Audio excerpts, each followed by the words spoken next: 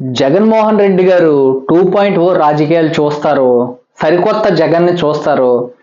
జగన్ 1.0 చూశారు. రాబోయే రోజులు 2.0 చూస్తారు అంటే జగన్ 151 సీట్లు ఇచ్చి 1.0 కాదు, అది 1.0 అంటే ఒకటి కూడా కాదు, జీరో పరిపాలన అని చెప్పి 11కి పరిమితం చేశారు ప్రజలు.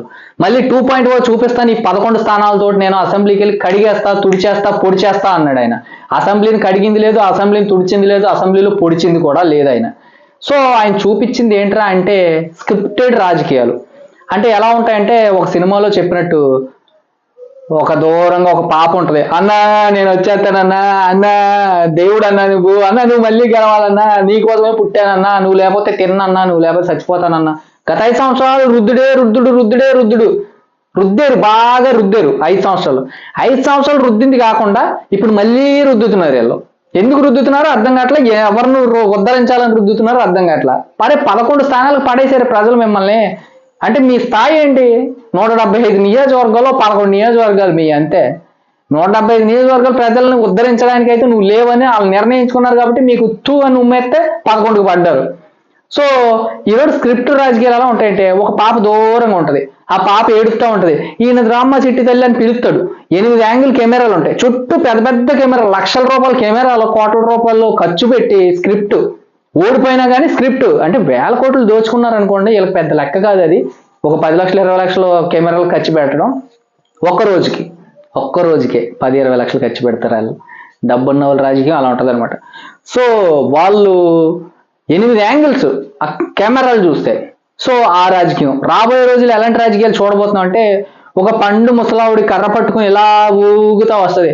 బామ్మ ఏంటంటే, పెన్షన్ రావట్లేదు బాబా, టైంకి ఇవ్వట్లేదు బాబా అని ఆవిడ చెప్పుద్ది.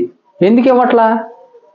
30వ తారీఖు రేపొద్దున ఆదివారం, ఫస్ట్ తారీఖు ఆదివారం అని అంటే 30వ తారీఖు ఇచ్చేస్తున్నారు.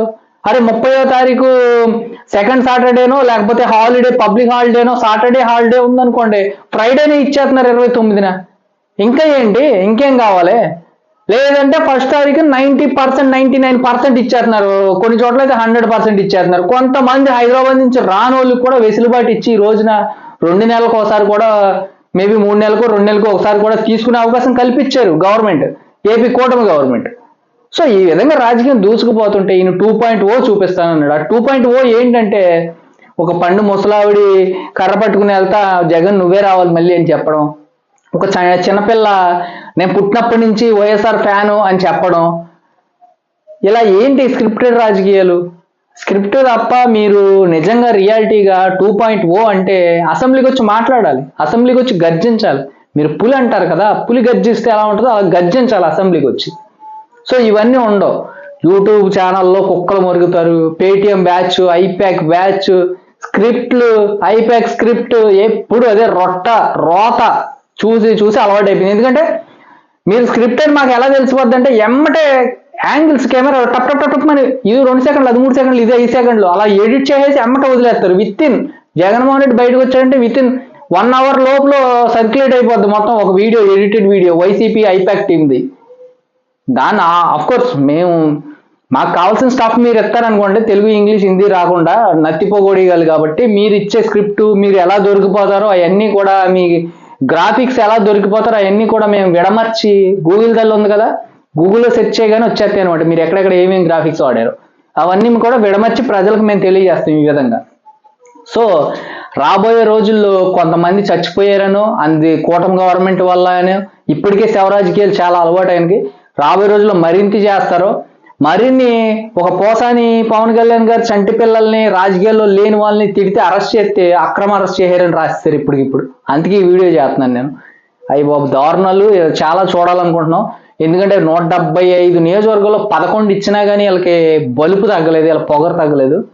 ఆ వాపుని బలుపు అనుకుంటే చాలా పొరపాటు. అది మీకు వాపు, అది ప్రజలు ఇచ్చిన దెబ్బతోటి 2024 ఎలక్షన్ రిజల్ట్లో మీకు వాపు వచ్చింది. ఆ వాపుని బలుపు అనుకుంటున్నారు మీరు. తప్పు జగన్మోహన్ రెడ్డి గారు. ఖచ్చితంగా రాబోయే రోజుల్లో ప్రజలు మరింత బుద్ధి చెప్తారు. రాజకీయంగా మీరు సన్యాసం తీసుకుంటే బెటర్. ఎందుకంటే ఇలా స్క్రిప్టెడ్ రాజకీయాలతో ఎంతకాలం నడుపుతారు పార్టీని.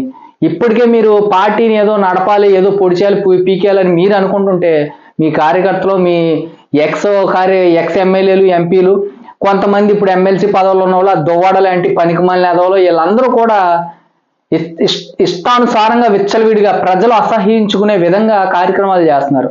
డిబేట్లకి వెళ్ళి ముద్దులు పెట్టుకోవడాలు, రోడ్ల మీదకి వచ్చి అసత్య ప్రచారాలు చేయడాలు. కొడాలి నాని అయితే కొంచెం తగ్గాడు, భయపడ్డనట్టు ఉన్నాడు. మిగతా వాళ్ళు కూడా తగ్గుతారు రాబోయే రోజుల్లో. తగ్గించుకోకపోతే మీకు 11లో కూడా మీరు చేదరించుకుంటారు ప్రజలు. 11 సీట్లలో కూడా 11 నియోజకవర్గాలు. రాబోయే రోజులు ఇలాంటివి కూడా చూడబోతున్నాం. సో స్క్రిప్ట్ రాజకీయాలు మానుకోండి ఇప్పటికైనా. జై హింద్.